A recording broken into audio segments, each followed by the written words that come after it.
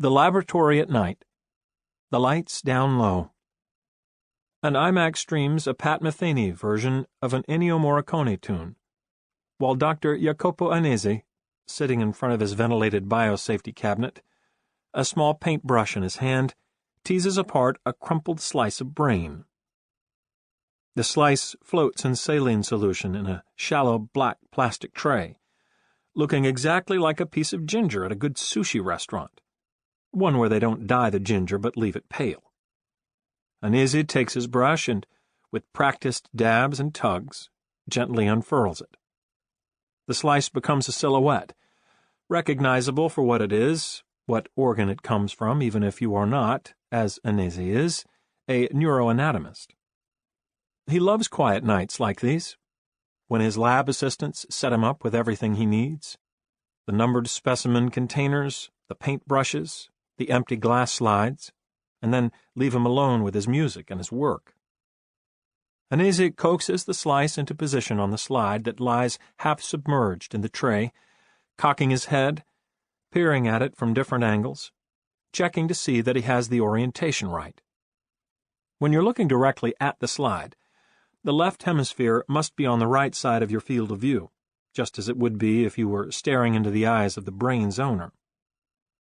Although brains are roughly symmetrical, they are not entirely so, and Anesi has become familiar with the topography of this one, all its subtly asymmetrical sulci. At the very center of this slice, in an area that would normally contain a buttressing framework of neural tissue, there are instead two gaping holes, one in each hemisphere. Anesi takes extra care not to tear the edges of the holes or distort them, dabbing painstakingly at their frayed perimeters with the tip of his brush. The holes are historic, precious in their own way. Anesi does not want to become famous as the second doctor to desecrate this particular brain. A few more prods, and Anesi begins to pull the glass out of the tray. Before he trained as a scientist, he worked as a cook, and he often uses cooking analogies to explain his techniques. The art of histology is a lot like baking, he says, since in both, everything must be finely calibrated, with little room for improvisation.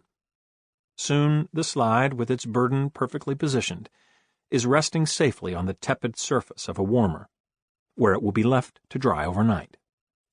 Anesi reaches for another cryogenic vial, number 451, screws off the lid.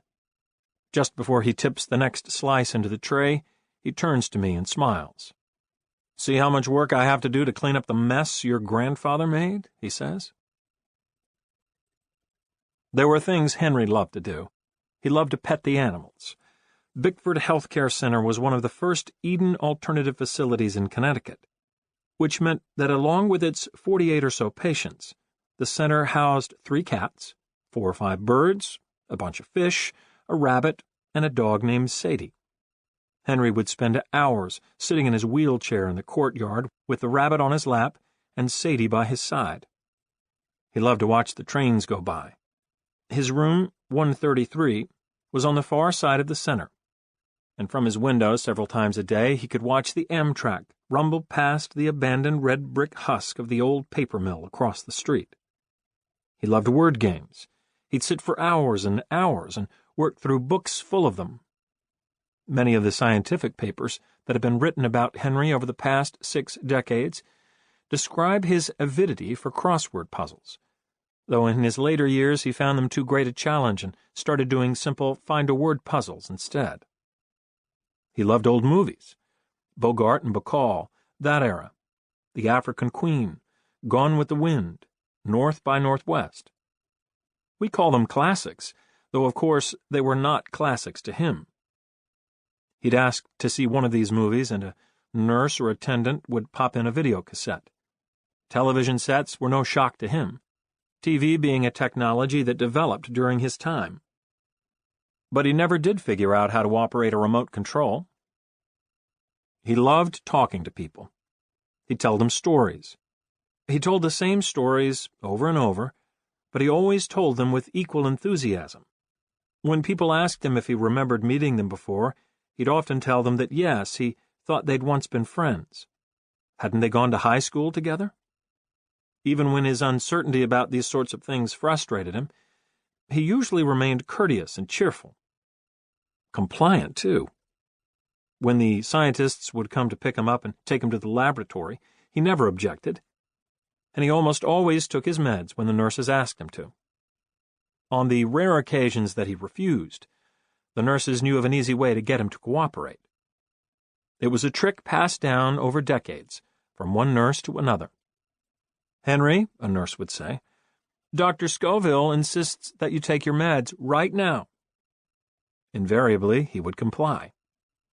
This strategy worked right up to the end, until Henry died. The fact that Scoville had died decades before then, and that they'd had no contact for decades before that, made no difference.